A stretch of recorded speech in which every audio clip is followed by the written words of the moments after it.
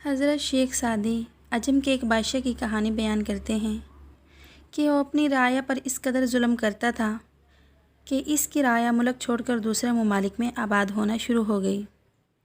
جب ملک میں عوام کی تعداد کم ہو گئی تو ملک کی آمدنی بھی کم ہو گئی، اور پھر ایک وقت آیا کہ تمام خزانہ خالی ہو گیا۔ اس ملک کے دشمنوں نے جب یہ صورتحال دیکھی تو ان کے دل میں اس ملک کو فتح کرنے کی خواہش بیدار ہو گئی۔ ایک بادشاہ کی محفل میں ایک شاہنامہ پڑھا گیا جس میں ضحاک بادشاہ اور افریدون کا ذکر تھا۔ ضحاک ایران کا بادشاہ تھا جو کہ ظالم تھا، جس نے جمشید کی حکومت پر قبضہ کیا، جبکہ افریدون عادل اور منتظم بادشاہ تھا۔ اس نے ضحاک کو شکست دے کر اس کی حکومت پر قبضہ کر لیا۔ وزیر نے بادشاہ سے پوچھا، کیا آپ جانتے ہیں کہ افریدون کے پاس خزانہ تھا اور نہ ہی اس کے پاس کوئی بڑا لشکر تھا؟ اس کے باوجود وہ حکومت حاصل کرنے میں کیوں کامیاب ہو گیا؟ پھر خود ہی جواب دیتے ہوئے کہا، عوام اس کی حمایت کے لیے اٹھ کھڑے ہوئی تھی۔ بادشاہ نے وزیر سے پوچھا، تم مجھے کوئی طریقہ بتاؤ جس سے رعایا پھر سے اکٹھی ہو جائے۔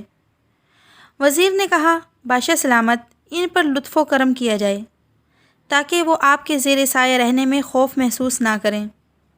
ظالم کبھی حکومت نہیں کر سکتا۔ جو بادشاہ ظلم کی بنیاد رکھتا ہے وہ خود اپنی حکومت کی تباہی کی بنیاد رکھتا ہے۔ بادشاہ کو وزیر کی نصیحت پسند نہ آئی۔ اس نے اس وزیر کو غصے میں آ کر قید کروا دیا۔ کچھ عرصے بعد بادشاہ کے چچا زاد بھائی نے اس سے مطالبہ کیا کہ اس ملک میں ہمارے باپ کا بھی حصہ ہے۔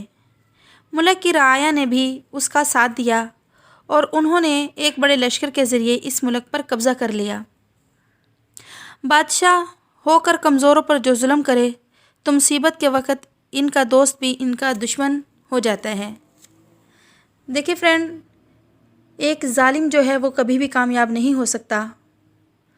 اگر بادشاہ امیر نہ ہو اور رحم دل ہو تو وہ کامیاب ہو جاتا ہے، اور رعایا بھی اس کا بھرپور ساتھ دیتی ہے۔